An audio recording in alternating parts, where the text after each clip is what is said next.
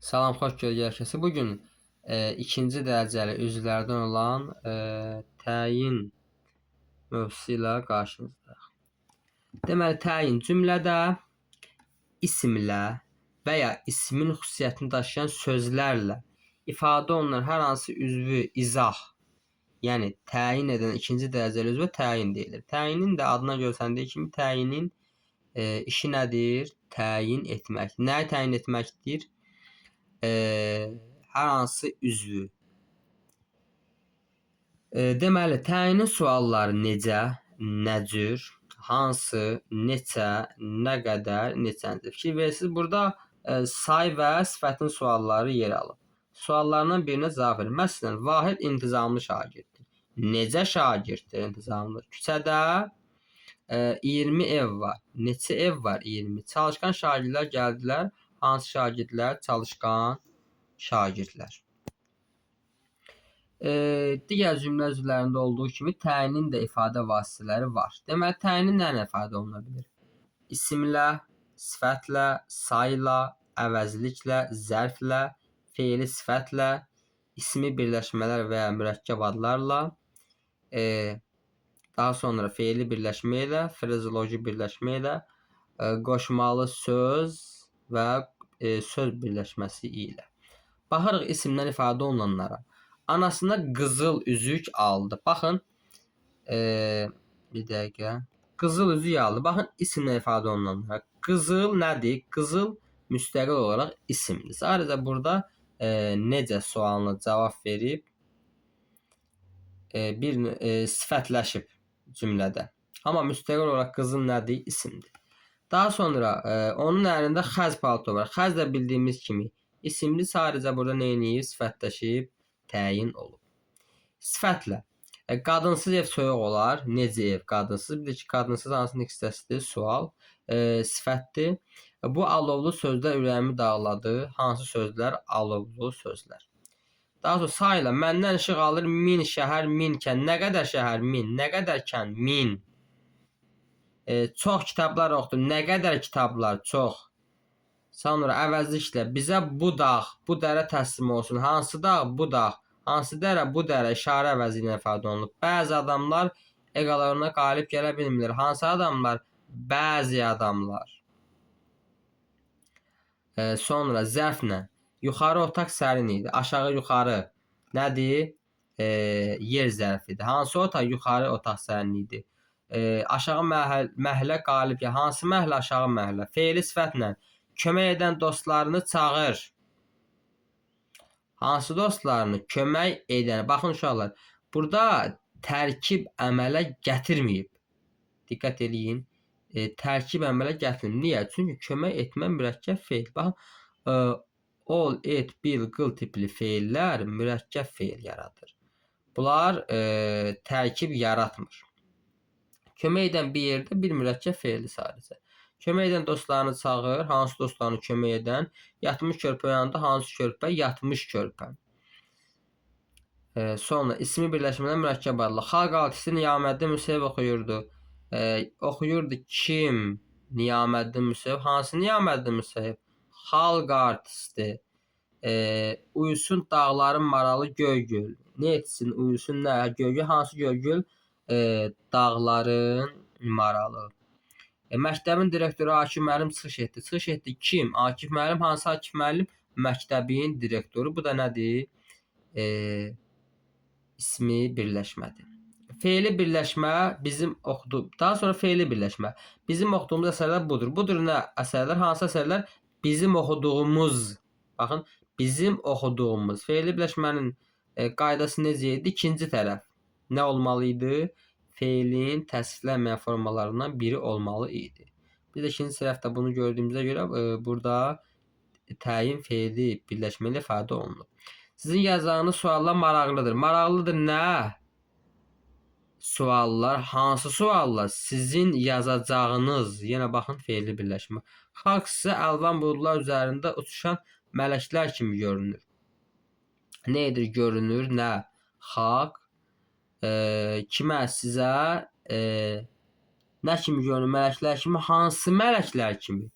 Əlvan buludlar üzərində uçuşan. Baxın görürsüz, fe'li birləşmə, yəni fe'li sifət tərkibi burada işlənir. Daha sonra frazeoloji birləşmələrlə ifadə oluna bilər. Məsələn, ağlı başına gələn insanlar səhv etməz. Səhv etməz kim? Ağlı başına gələn səhv etməz kim? Daha doğrusu insanlar, hansı insanlar? Ağlı başına gələn. Qoşmalı söz və söz birləşməsi ilə də ifadə. Lalə də anası kimi müəllimdir. Necə müəllimdir? Anası kimi. Daha sonra bunlardır nə kitablar? Hansı kitablar? Mənim dostuma aid. Bunlar oldu təyinin ifadə vasitələri. Bir də baxın, digər niksələr kimi də təyin də quruluşca sadə və mürəkkəb olur. Bəzən verilir ki, məsələn, təyin quruluşca təyin düzəltmədir. Quruluşca zəfli düzəltmədir. Xeyr. Cümlə üzvləri quruluşca düzəltmə olmur. Ya sadə olur, ya nə olur, ya da mürəkkəb olur. İndi baxaq necədir. Nitq hissələri ifadə olunan nitq hissələri deyək ki, nitq hissəsi sadə də ola bilər, düzəltmə də ola bilər, mürəkkəb də ola bilər, düzdür? Quruluşca sadə olur. Sərbəst söz birləşmələri ifadə olunan təyinlər isə quruluşca mürəkkəb olur. Sabit söz birləşməsi demirəm, sərbəst. Yəni iki və ya daha az sözün birləşməsi. Məsələn, qız güllü donunu geyinmiş. Görürsüz, bir dənə söz var və nədir? Sifətdir. Biz birinci mikrorayonda oluruq. Neçənci? Birinci. Bir sözdür, bəli. Saydı, bəli. Nə olacaq? Sadə təyin olacaq. Daha biz buna mürəkkəb təyin deyə bilmərik. Daha sonra məktəb direktoru Əli müəllim qabaqda oturmuşdu. Nə etmişdi? Oturmuşdu. Harada qabaqda kim? Əli müəllim. Hansı Əli müəllim? Məktəb direktoru. Baxın, iki sözdən ibarətdir və ismi birləşmədir. Biz buna nə deyəcəyik? Deyəcəyik buna mürəkkəb təyin. Daha sonra səhərdən meşəyə gedən uşaqlar axşam qayıtdılar. Nə etdilər? Qayıtdılar. Nə vaxt? Axşam. Kim uşaqlar? Hansı uşaqlar? Səhərdən meşəyə gedən. Burada da fe'li birləşmə ifadə olunub. Biz də buna nə deyəcəyik? Mürəkkəb təyin deyəcəyik. Daha sonra burada təyinə aid bir neçə qeydlər var. Onlara baxaq. Deməli, məstər və məstər tərkibləri fe'li bağlama və fe'li bağlama tərkibləri. Məstər tərkibləri, fe'li bağlama tərkibləri cümlədə təyin ola bilmir. Lakin istisna hallarda məstər və məstər tərkibləri cümlədə təyin ola bilər. Bu da ümumi qaydaya təsir etmir. Fe'li bağlama ümumiyyətlə, fe'li bağlama və fe'li bağlama tərkibi ümumiyyətlə təyin ola bilmir. Dedi, yalnız zəfli olur. Məstər və məstər tərkibi isə istisna hallarda ola bilər. Məsələn, bura nümunə verib. Oxumaq kimi vərdişi var. Necə vərdişi var? Oxumaq kimi. Görürsünüz, məstərdir və təyin kimi işlənir. Bunlar da təbii ki, istisna olan sözlərdir. Sonra qeyd ki, ismi birləşmənin əvvəlinə gələn təyin edici söz müstəqil olaraq təyin kimi işlənə bilir. Məsələn, yeni kursun müdürü odur. Odur kim? Kursun müdürü. Hansı kursun müdürü? Yeni. Bəli, yeni sözü təyindir. Amma baxın, indi qeyd 3. Fe'li birləşmənin əvvəlində gələn təyin edici söz müstəqil olaraq təyin kimi işlənə bilmir.